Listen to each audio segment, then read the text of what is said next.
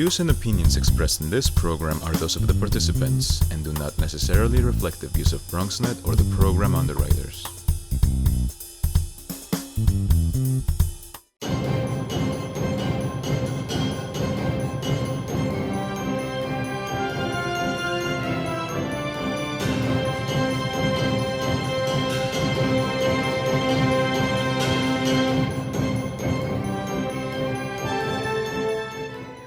Good afternoon, and I'm really glad that you're here.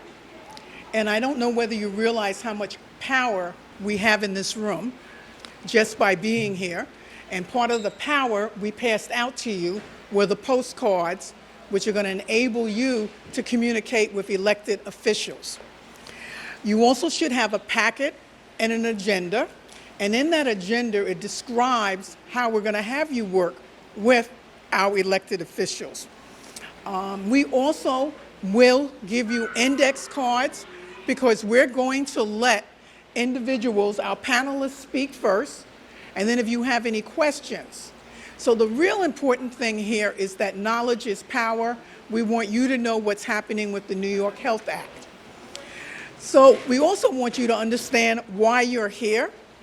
So I'm going to do a first poll. And the first poll is, how many people know that the state legislature is considering a health act which will allow Medicare for all or health care for all? How many people know that? Could you raise your hand? Okay, so that's good. How many people here work in the health field? That is, are you a CNA? Are you a nurse? Are you a doctor? Anybody? We got one person here, okay. I'd like you to stay standing, okay? Another person, okay. And also I'd like to know any social workers, lab technicians? Okay. Who takes care of somebody that's at home due to a medical condition? Whether you're paid or unpaid, who does any type of home care? Okay. Who visits or monitors anyone in a nursing home? Okay. Who foresees that they might need health care in the future? So the purpose of this is, I think everyone here should have raised their hands. Right. So my point is that this session is for everybody. I am going to let the panelists introduce themselves, and as we're going through, I will be walking around. If someone needs pens, pencils, or to fill out any information, we will give that to you. So Helen, thank you. My name is Helen. My name, can you hear me? Wait, is this on? The mic doesn't matter. It doesn't matter. Oh. It's just for the camera. Okay. My name is Helen Krim. About 3 years ago, I started working as a volunteer with Physicians for a National Health Plan. And my motivation was that I was hearing a lot of rhetoric, and I'm sure you've all heard it too, about how somehow ill health is caused by poor life choices. And we all know that that's not true. Anybody can get sick at any time, and if they do, it is a disaster. It can lead to loss of employment, loss of insurance, in a downward cycle. And I know personally, because I have a nephew who is suffering from something called Friedreich's ataxia, which is a neuromuscular degenerative disease. And it's certainly not something that is a result of his life choices. He got it when he was 7. So I believe that it's a human right to have health care. And so since then, I've been active. I went from working with PNHP, which I still do, that's Physicians for a National Health Plan, to working with NYSNA, which is the New York State Nurses Association. I also recently joined Northwest Bronx Clergy and Community Coalition. And I'm also a member of Indivisible, which focuses more on political action. Our current healthcare system is broken. Right now, we have about 60% of our bankruptcies are caused by medical bills. People get sick, they lose their job, they can't afford the insurance, and it goes downhill. In addition, you will hear in the next year, where they're really coming out in force, you're going to hear from the pharmaceutical industry, from the health insurance companies, well, there are only 5% of New Yorkers that are not covered by insurance. Well, that's true. But they don't mention the Community Service Society, which was done this year, which showed that 52% of the people with health insurance can't access the insurance because they can't afford the deductibles and the co-pays. So they put medical care off. They ration their medication. And sometimes they die because they simply can't afford it even though they are insured. We have to do something. The Bronx is 62nd out of 62 counties in healthcare results. Asthma, diabetes, hypertension, they are off the charts. So I'm sure that most of you know this, unfortunately, at a very personal level. The act I'm going to talk about is the New York Health Act. The act was first proposed in 1992 by an assemblyman named Richard Gottfried. It has passed the Assembly 4 years in a row. It couldn't get anywhere in the Senate. We had a little change in the Senate this year. And the new chair of the Health Committee is Gustavo Rivera. And he is having hearings for the first time in our history on the New York Health Act. So why is this important and what does the act do? The first thing it does is it covers every New Yorker. Every New Yorker, whether they are documented or not, as long as they are a resident of New York State. It covers every service that's provided by Medicare, Medicaid, or the New York State Public Employee Union Health Care Plan. It has no deductibles, no co-pays, and since there's only one network, which is the New York State network, there are no out-of-network charges. The way it works is you would go to a doctor, he would see you, provide whatever care he felt was necessary, he would submit a bill to the New York State Health Insurance Plan, which would cover everyone. Since everyone would have the same benefits, we have a little wedge to get into the racism and injustice that unfortunately characterizes the health insurance industry, because the health insurance industry is looking for profit. They want people with the most expensive possible insurance so that they can reap the highest profits. The New York State health plan is not profit-based. It is based on your health care needs.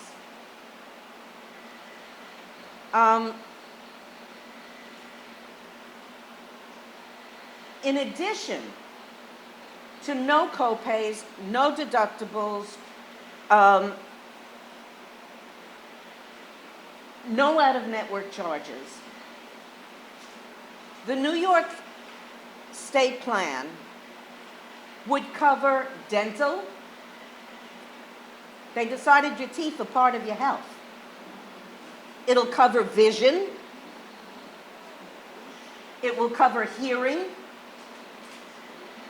It will cover reproductive care, mental health, opioid addiction services,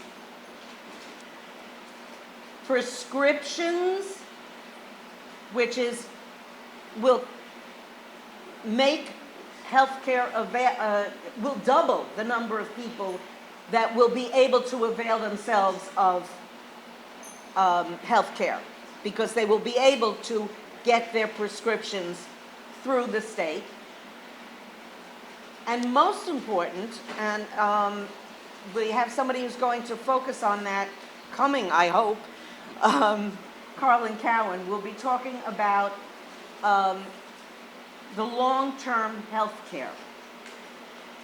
We have an enormous population that is aging, that will need long-term services. People will want to stay in their homes.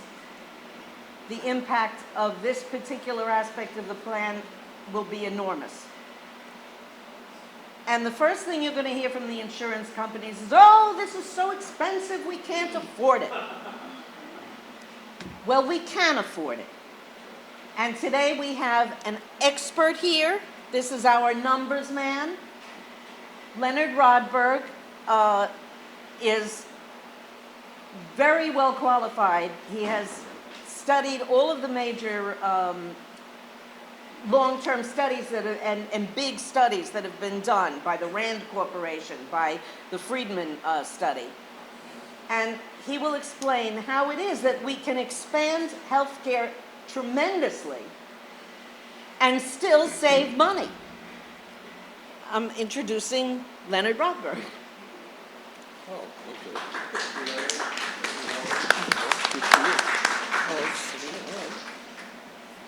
All right, thank you. Appreciate being here.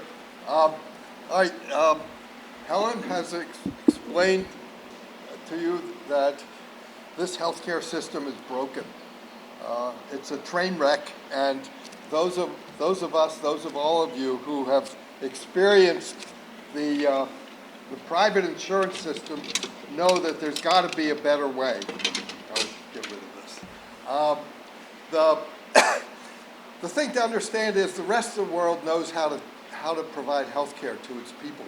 We are the only country in the world, the only advanced country in the world that doesn't provide access to all of its citizens, all the residents who live here. Every other country except ours provides universal health care. That's the term we use to mean everybody has access to health care. As Helen explained, having insurance doesn't mean you have access. It means that you're paying money, but you may not actually be able to use the coverage that you have. We are all underinsured. That is, when we get sick, when we get seriously ill, we discover that the insurance doesn't really cover what we need. Every other country finds a way to do it. A third of them use the kind of system that's embodied in the New York Health Act. That is a single-payer system where the government is the healthcare insurer. To our north, Canada has such a system and spends 60% of what we spend. To our south, Mexico now has a universal government-provided healthcare system. We're sitting here in the middle with a third of our population every year not able to afford healthcare. Thank you. Sorry. So, how in fact can we do what Helen described? How can, given the high cost of healthcare, the continuing increase in the cost of healthcare, how is it possible to have the kind of benefits that she described, that is comprehensive medical care and long-term care, without copays, without deductibles, and afford it? That's the challenge that I've been addressing for a number of years, working with Assemblyman Gottfried and Senator Rivera and others on, can we really afford this? And the answer is yes. I mean, the evidence is clear from around the world that, in fact, you can cover everyone and still make it affordable. The answer in this country is that the insurance system provides enormous waste. If you get rid of that waste in form of overhead from insurance companies, there's three areas in which we save money, and I think that the simplest way to do it is to count them off. The first is the overhead of insurance companies, that not only their profits, but the money they spend keeping people from getting health care. The people who answer the phone when doctors or their staffs call to get approval to provide some kind of service, procedure, medicine for their patients, those people are a total waste. The process of marketing, where the insurance companies advertise to us that they're going to provide better service than somebody else, all of that adds 20% to the cost of health care. If you compare it with Medicare, the national program that those of us over 65 have access to and are all eligible for, the overhead of Medicare is 2%. This amounts to 30 in New York State, $20 to $30 billion a year that's wasted on the unnecessary overhead of the insurance companies. And if you think about it for a minute, having a for-profit insurance company providing you with a service means that their incentive is not to provide you coverage. The more they avoid covering you, the more money they make. I mean, we've set up in this country a perverse system in which the more money they make, the less service we get. And that has to change. So the first way we save money is by moving from a for-profit insurance system motivated by keeping people away from care to a public, nonprofit governmental system that's designed to provide service to people, like Medicare does on the national level. Second is that the doctors and hospitals have to fight within this system to be able to provide the services that they want to provide.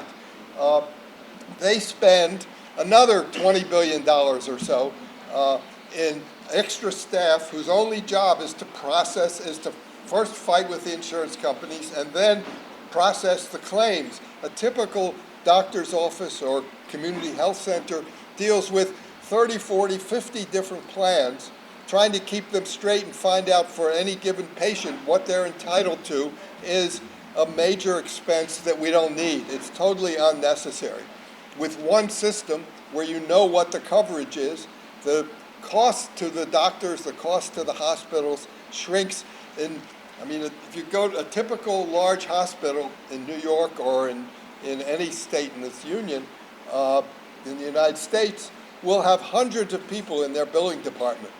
If any of you have had the opportunity to travel to Canada and look into this, which I did and we did with a number of medical students, you find that they have a billing department of maybe 2 people, the typical large hospital in Toronto or Montreal. And what those 2 people are doing, they're billing Americans who happen to get sick and trying to get the money from the Americans' insurance companies. So that's the second source of savings, is the people who have to face and confront this insurance system every year. And the third area of savings is the drug companies, is drug prices. Again, we are the only country in the world that doesn't control drug prices. Every other country from Canada to the north to Mexico to every country in Europe to Japan, they all regulate the price of drugs to make sure that they're affordable to individuals and to the country. We don't. Our Medicaid program does. It's the one program, and the Veterans Administration is the other public program that in fact regulates drug prices. Medicaid gets drugs for only for 2/3 of what the rest of us pay.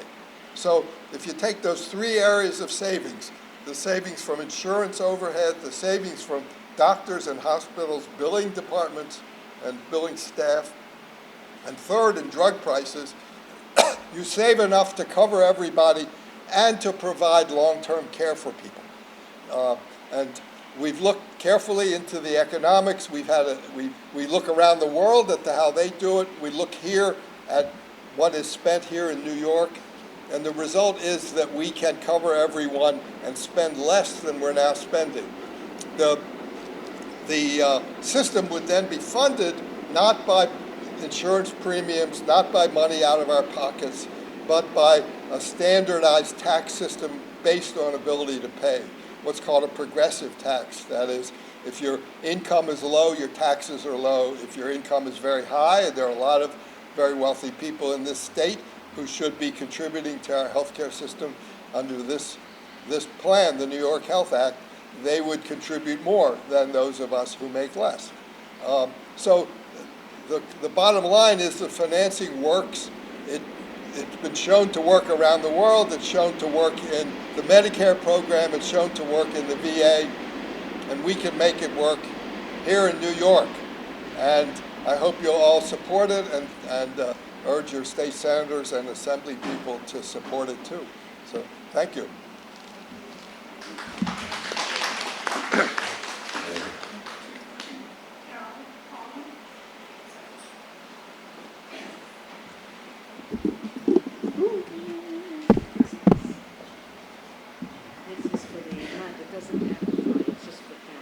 Perfect. Good afternoon, everyone. So my name is Carlin Cowan, and I'm going to talk a little bit about the long-term care aspect of the New York Health Act. Let me get a quick start by seeing who in the room here, either themselves or someone that they know, has ever needed long-term care or home care or nursing home care. Awesome. And who here in the room knows a home care worker or a long-term care aide? Very cool. And who here in the room thinks that at some point they may need long-term care? Yeah. That should be everybody. It's a lot of that. So that's something that impacts all New Yorkers and really all of us across the United States. But it's a big problem that we have not really figured out how to deal with. In fact, the majority of Americans don't have any kind of long-term care insurance, yet long-term care is something that the majority of us are going to need at some point in our lifetime. In New York, we actually have a really rapidly aging population, and this is the case across the entire United States. As the baby boomers are living longer, yet coming into a time when we're all going to need long-term care, we know that there are going to be, in the next decade, over 5 million New Yorkers over the age of 65, with a large portion of those over the age of 75, and that about 3/4 of us are going to need some kind of long-term care, whether in our homes or in nursing homes or other situations. Additionally, there are over 1 million New Yorkers with disabilities that need some kind of long-term care in order to remain in their homes, with their families, with their communities. So we know that a lot of us, this is something that's going to impact all of us, yet we find ourselves in a place where we don't have the kind of infrastructure to meet our needs for long-term care. We're going to have a shortage of about 25,000 home care workers by 2025, and a big piece of that is because it is one of the lowest paying jobs in New York City and New York State. The average home care worker makes about $23,000 a year, and the schedules can be very difficult. People have to travel all over the place to get to their different sites. The benefits are not always good. And so because it is so difficult to attract people to these jobs, since they're not high quality, high paying jobs, it means that we are having less and less people that are able to provide long-term care. at the same time as we are going to need more and more of that long-term care. And even when we do need care, if we're able to find someone to provide it, the big question is, how are we going to afford it? Like I said, the majority of us don't actually have long-term care insurance. That's a very rare thing to have, yet long-term care is incredibly expensive. On average, it costs $120,000 a year to receive long-term care. And if that's something that we need from the time that we are, say, 75 or 80 for years on end, that could mean that we work our entire lives, save our entire lives, and then find that when we need that support to stay in our homes and in our communities, it doesn't exist because it will either bankrupt us or force people to go onto Medicaid in a situation where they might not otherwise be able to, or might make sense for them to go onto Medicaid. Because right now in New York State, Medicaid is really the only insurer that provides comprehensive long-term care. And so a lot of New Yorkers have found that they either have to exit marriages that they were in order to qualify for Medicaid, change their financial circumstances. And then, of course, even Medicaid does not necessarily provide the high-quality care we need and deserve. So obviously we have a huge problem, but the good news is, with many of these problems, oftentimes there's a solution if we're ready to dream big enough to find out what it is. So I work with the Caring Majority, and we're a coalition of different organizations that are representing seniors, people with disabilities, home care workers, advocates, organizations that fight for better conditions for home care workers. And we are putting our efforts behind the New York Health Act because we believe that it can actually build a New York for all of us, where we're able to get the care that we need, and we're able to make sure that the people that provide those care have high quality, affordable, good jobs, and that it's affordable so that we don't get to a place where we ever wonder, will we be able to afford to get the care that we need in our homes and in our communities? So the New York Health Act was reintroduced this February, including full long-term care coverage. So what does that mean? It means that each of us, by the virtue of living in New York State, would have guaranteed long-term care coverage as part of our New York Health Act insurance. So whether somebody has a disability and needs care to remain in their home with their families, whether somebody needs care as they age and support to remain in their home with their families, that would all be covered. Whether somebody needs additional care in a more formal setting, that would all be covered. And at the same time, what we would also be working towards is prioritizing actually creating really good jobs for home care workers, because that is a growing sector, and if we can make it an excellent job opportunity that has good career ladders, good pay, good benefits, job security, then all of a sudden we can actually be building economic opportunity for New Yorkers in this growing industry. It is a green industry. It is resistant to automation. Drones are never going to provide home care for us. That's something that needs real people. So it's an opportunity to create really good jobs while meeting the needs of all of us. I'll pause there, but I'm happy to take any questions about it later on. Thank you.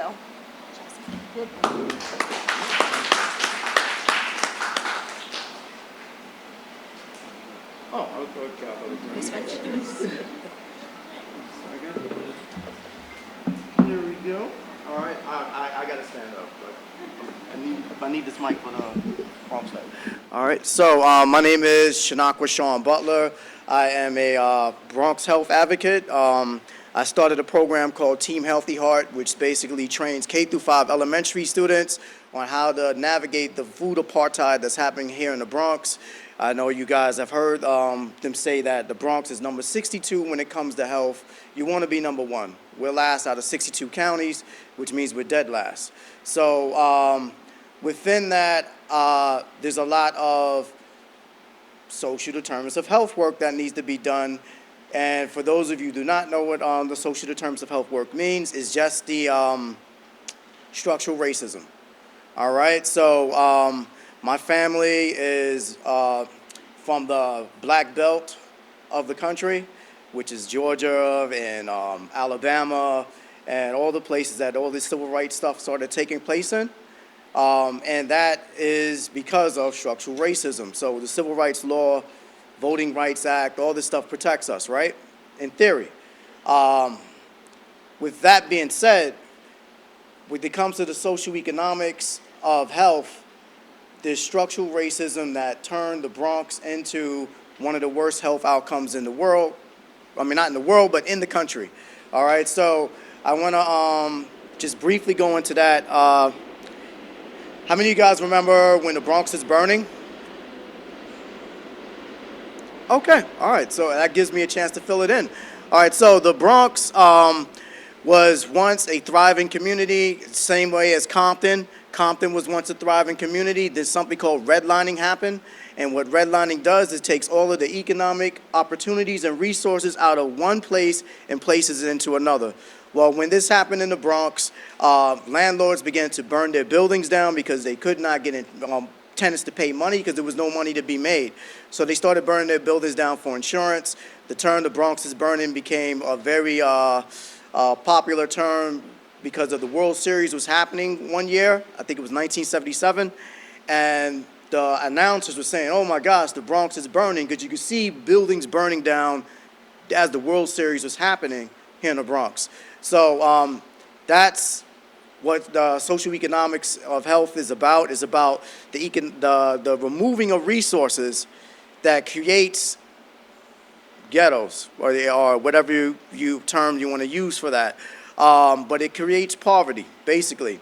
And within that, there are mechanisms that we can use, and I believe that the New York Health Act is one of the tools that we can use to get rid of the structural racism that is happening here in the Bronx. I always use this analogy. There are two Park Avenues in New York. You got Park Avenue in the Bronx, and you have Park Avenue in Manhattan, and they both have two totally different health outcomes, and that's because of how things are structured within the system that ensures that this area does not get the resources that it needs in order to push the needle forward and get us out of 62nd place when it comes to health. So that's just briefly just going to touch base on that, because I know that we have a lot more stuff to cover. And like Helen and Catherine and Leonard, we'll all be here just to, answer some of your questions. But socioeconomics, it plays a major part when it comes to health. And I think oftentimes it's overlooked, and then people get blamed for their situation that was by design. There's no guesswork that comes with how could you have two Park Avenues in the same city with two totally different health outcomes. Why not? It's by design. And for any further information on that, the Department of Health has an excellent campaign called Take Care of New York 2020, where they actually talk more about structural racism, and they have a lot of data that you can access via online, and they also have it in print of just the health outcomes and why. All right, so the why is very important, because lots of the time people don't know why things are happening, and once you know why, you're able to focus on a way to fix it. So I'm just gonna briefly talk.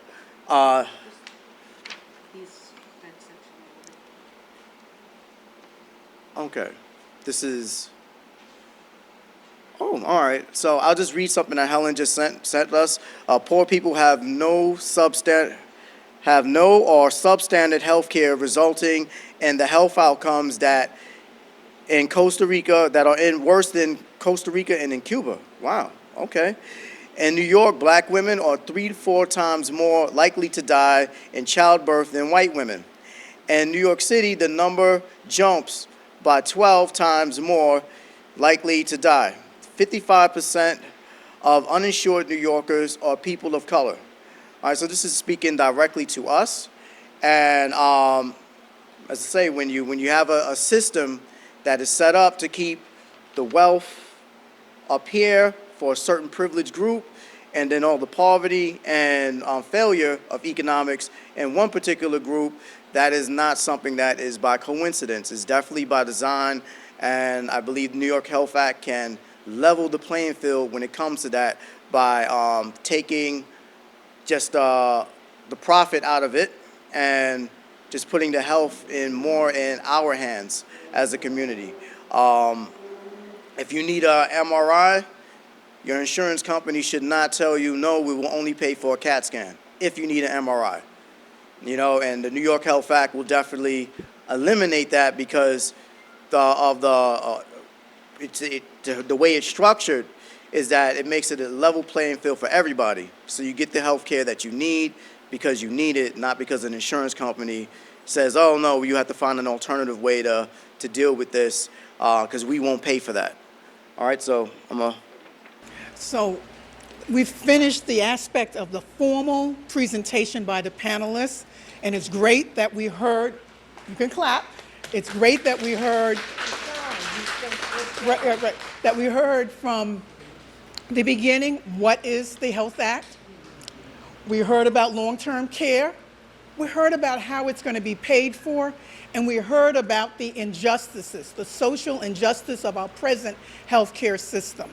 But we also wanted to have time because, again, I said to you, you guys are powerful in this room. And that's why we gave you those postcards, because you have a voice, and we want you to communicate, and that's why we gave the postcards. We'd like you to communicate based on what you've heard or what you know beforehand, what you feel that if you would like to have this pass. And the reason we want this communication, and we will collect it, and we will mail it ourselves, we'll put the stamp on, is because it's important, and you may not know, but your elected officials track all data that comes to them when their people, their constituents say, I feel I have an opinion on one point or the other. So before we go, I'm hoping you're looking at the postcards. If you need a pen, we have an ink pen. We can make sure that you can write that. So we want you to do that. But I also want to give people the opportunity, if you have a question, I will come over with the mic so that you can answer it. Now, the mic is not amplifying, but this will give other people, this presentation will be heard by other people in the Bronx. Does anyone have any questions from this presentation? Yes, thank you.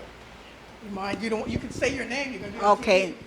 Oh, doesn't bother me none. Okay. Good morning, all, and good morning to the panelists. I'm so happy that you have decided. We always compete with the trains. We've been doing that for years. Okay. I'm glad that you're here, and just to let you know that St. James Fordham, right here, was a part of this coalition. As a matter of fact, we were founding members of this coalition. So we are so pleased that you have come to us to start this very important conversation. Now, what you have said is so right and on time. But I'd like to find out from you, how are you going to confront this socialism part of it? Because as you know, as you put this out, Medicare for all, the first thing that you're going to hear, this is socialism. And it's going to be, right away, a bad word. Okay? So we are all aware of that.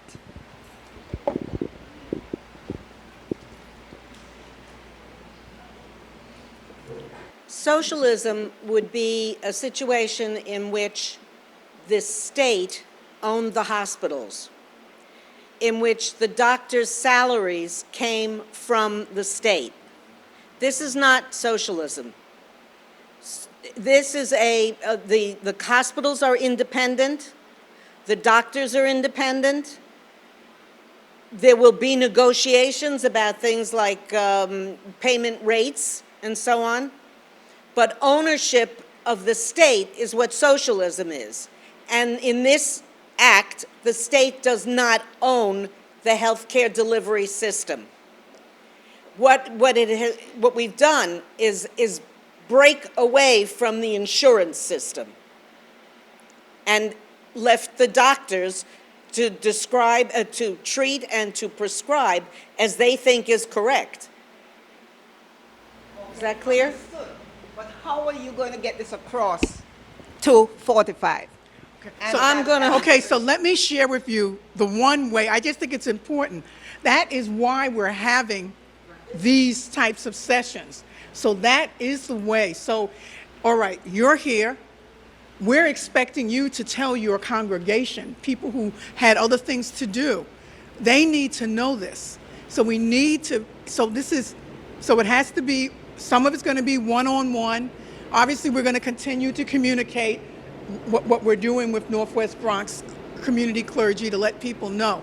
But it is reaching out to the community, to your point, and getting the information that's been provided. Anyone else can answer, but I just wanted to let them know that they have power. Please take the mic.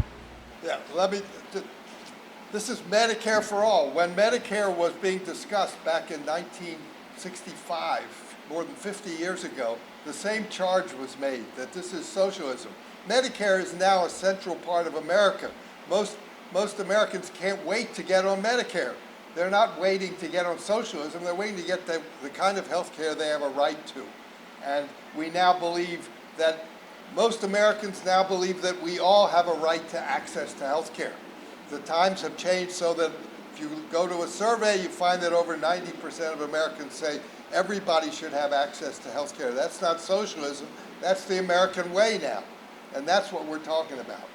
Nothing more than that.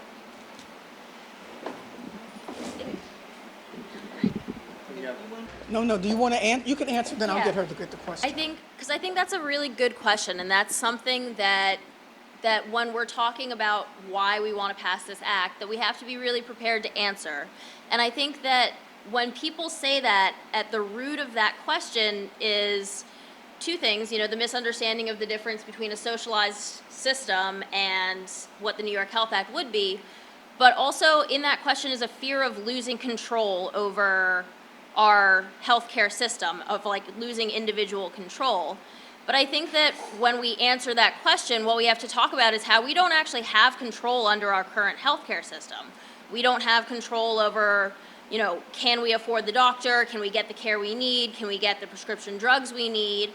And what we actually see is under different single-payer healthcare systems, people actually do have a lot more control over their own health care because they have access to the care that they need. There aren't the barriers for going to the doctor. There aren't the barriers for getting the MRI or the CAT scan. There aren't the barriers for getting the prescription drugs that we need. So I think that when you answer that question to people that ask it, one of the things to really point out is actually how successful other single-payer healthcare systems have been in getting people the care they need and access to that, rather than there being all of these barriers. Okay, so we have another question. I am a Speak loud. member. Speak very loud. Speak loud. I'm a member of a long-term care plan, and it was just we had to transition from them because they were told they couldn't afford us, where it was too expensive. We're used to getting equipment and being paid for various needs that we have as a disabled community.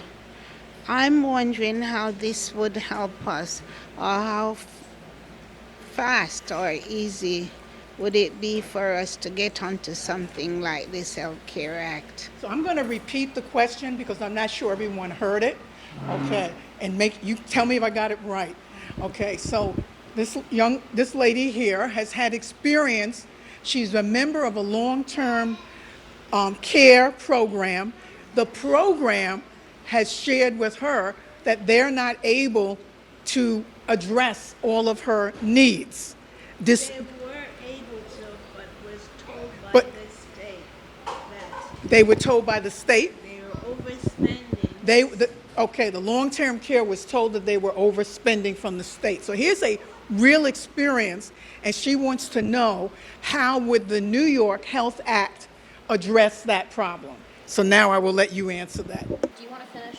You had a thought for the last one. Just for the last one, the change that of putting it out there that this is socialism starts with you guys. It's the conversations that you have at home, and the conversations that you have with your church members, and the conversations that you basically have with your overall community explaining that the state does not own the single-payer health care. That is not a state-owned program that would make it socialism. It's not that, so it's just like explaining that and letting people know that this is not what the narrative is being pushed out there to push back from this life-changing system that could benefit everyone. You know, there are entities out there that don't want this to happen, and that's the narratives that they're pushing out there. And that's all I wanted to add it on. Like, the change of the narrative starts with us. Okay, so now we're going to address the long-term health care question, which may come to all of us in the future. So I think you ask a really excellent question, and the problem that you talked about is one that we've been seeing all over the place. I work at a social services agency during the day, and in one of our programs we work with young people that have developmental disabilities, and for many of those young people, they need round-the-clock care in their homes if they're going to stay with their families. And we've seen over the past couple of years that what's happened is that even though they had that care previously, their plans have been dropping them. So that means that when we're working with them, we have to go and try to find new plans for them that will take them on. In the case of some of these young people, they've had to actually go into institutions, which means that they can't stay with their families, and that's terrible. And that's a failure of our system that doesn't provide the care that we actually need so that we can stay in our homes, stay with our families. And I think that that's exactly what the New York Health Act is going to fix, because right now, the real issue with long-term care is that because we're not all covered, it makes it incredibly expensive. It means that the long-term care plans have to work with very low rates and ration out the amount of care that we're able to give out to people, which means that nobody's getting the care that they need. But when what you do under the New York Health Act is say, actually, we're all going to need long-term care at some point, let's build it into this insurance system so that care is covered, the right amount of care that people need, when they need it, on the schedules they need it, on the place they need it.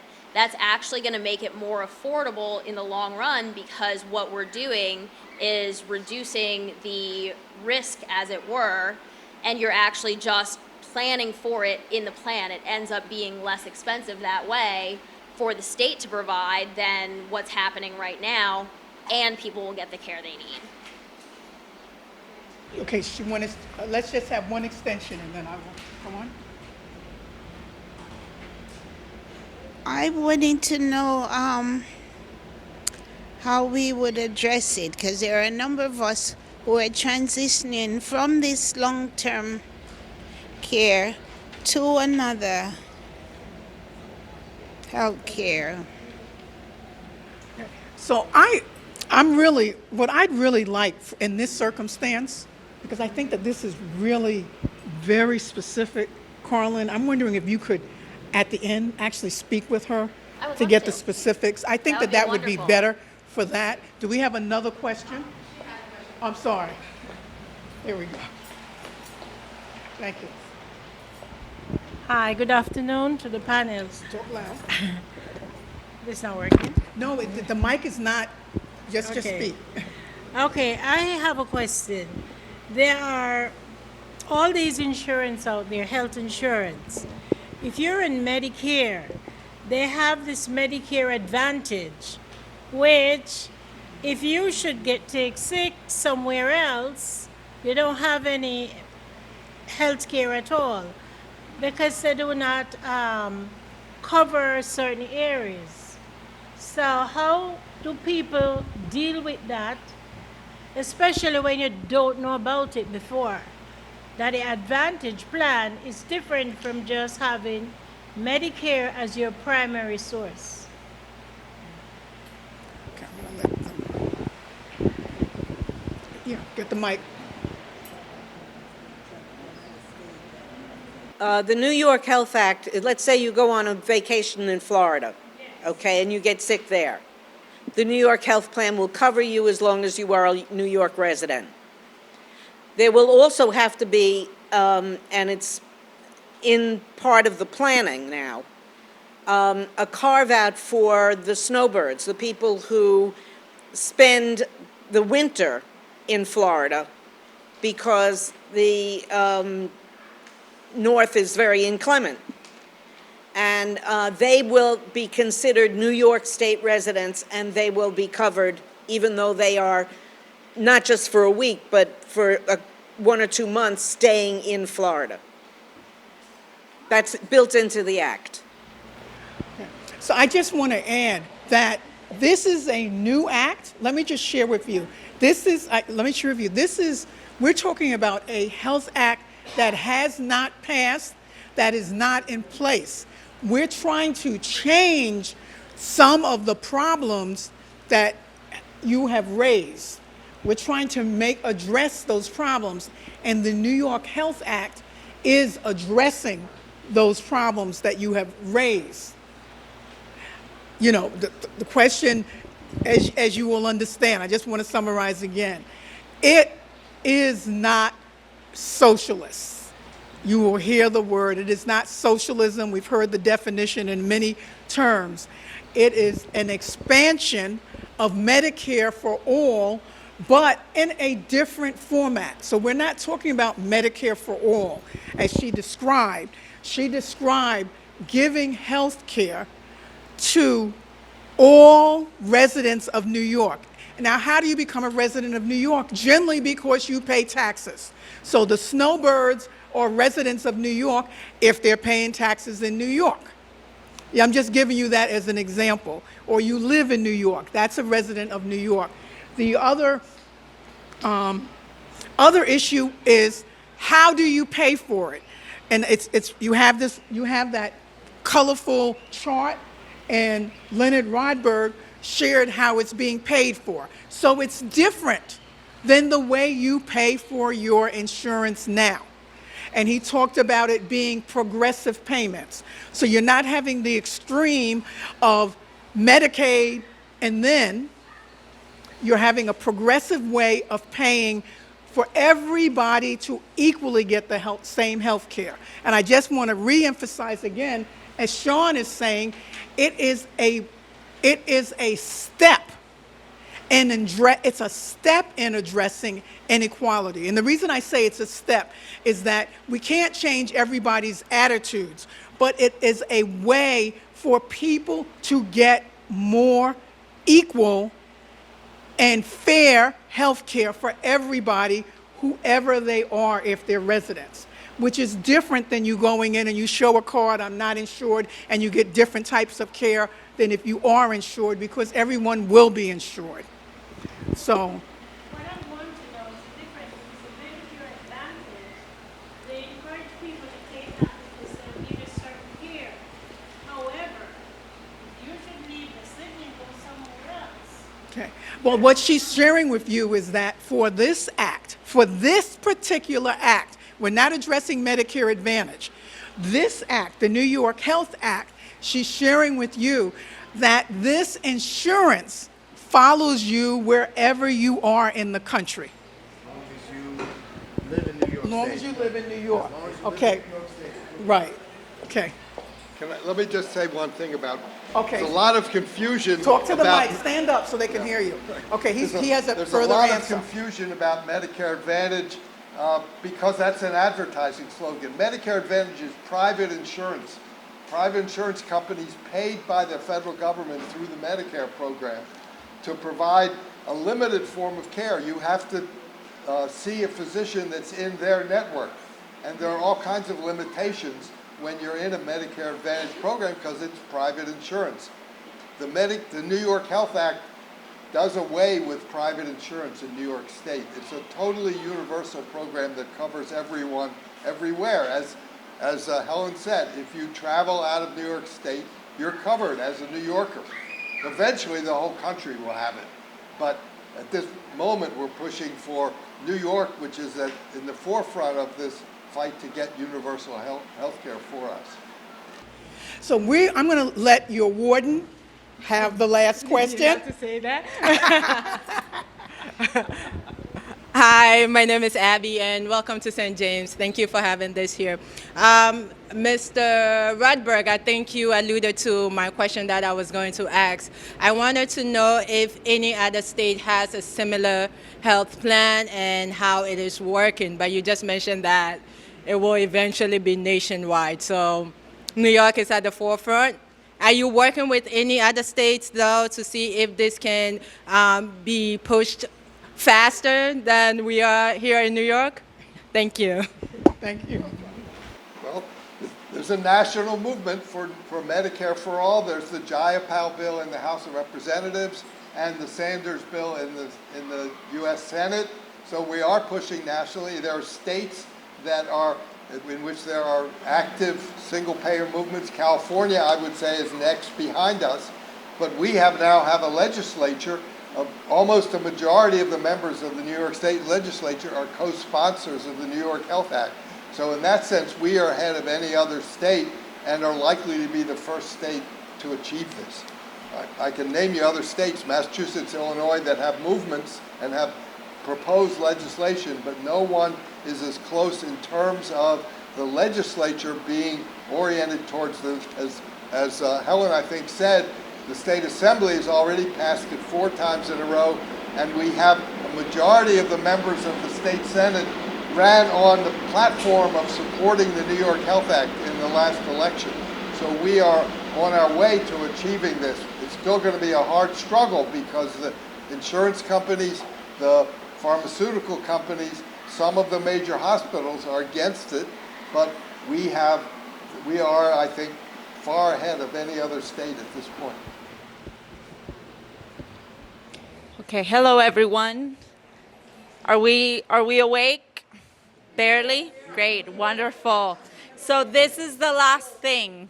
This is the last thing that we're gonna do together. Thank you so much for staying after service, for sharing with us, for being open to learning and to discussing our health work. Well, first, my name is Steph Quintana Martinez, and I'm a health organizer with the Northwest Bronx Community and Clergy Coalition. And we are only 2 blocks away from here in the direction of the north, so 196, that is where our offices are, and we've been in the Bronx for the last 45 years. So I think it was mentioned before that St. James Episcopal was one of the founding members of the coalition, so we are so excited to be here. So what I wanted to bring to our attention is that Roberta is helping me pass a commitment card. In your share, when you arrived, there was a membership meeting flyer. So at the coalition, we meet once a month, right? Those folks who are involved know that the last Saturday of the month, we always meet. We actually meet at Monroe College right in front of us here. But this month, we're meeting at the Academy of Mount St. Ursula, which is 199th and Bainbridge. But I'm hoping that next month we'll come back to Monroe. And we not only do health work, but we also have a lot of different things that actually we're celebrating a lot this month because our tenants at the coalition have been fighting for changing the rent laws of New York for a decade almost. And we're celebrating that the rent laws that passed are the most progressive and just rent laws that we have seen in this state. So we have a lot to celebrate this month. Come and join us, learn more about all the rest of the work that we do. And we always have good food, good community, good company, the last Saturday of every month. And Roberta passed a card, so you let us know if you're interested in joining us and if you want to stay in touch with us, right? So you mark there that you want to stay in touch with us, and then we know that you would like to hear from future events that we host in the community, not only here, but not only about health, but about all the other work that we do as well. Is that it?